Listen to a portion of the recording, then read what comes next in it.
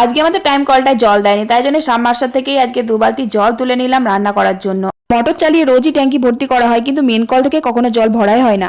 বাড়ি কড়াইটা মাটি দিয়ে এসে দেখছি রান্নাঘরে একটাও পাটকাঠি নেই, তাই কয়েকটা পাটকাঠি ভেঙে নিয়ে এসে ভাতটা বসিয়ে দিলাম। আর আমার দেওরের বাড়িতে অনেক লাউ গাছ হয়েছে, তাই কয়েকটা লাউ ডাঁটা দিয়েছে খাওয়ার জন্য। আর বাজার থেকে 2টো পালং শাক আনতে বলেছিলাম লাউ ডাঁটা দিয়ে করার জন্য। পালং শাকের সাথে লাউ ডাঁটা খেতে খুব পছন্দ করে আমার শ্বশুর বাড়িতে। আর 2টো লাউ এনেছে, আর শুশুনির শাকও নিয়ে এসেছে। শুশুনির শাকগুলো একটুও ভালো ছিল না, অনেক কষ্ট করে বাছাবাছি করে তারপরে ভাবলাম গ্যাসেতেই সিদ্ধ করে দিই, কারণ জেঠু শুশুনির শাকটা খায় না, শুশুনির শাকের ঝোলটাই খায়।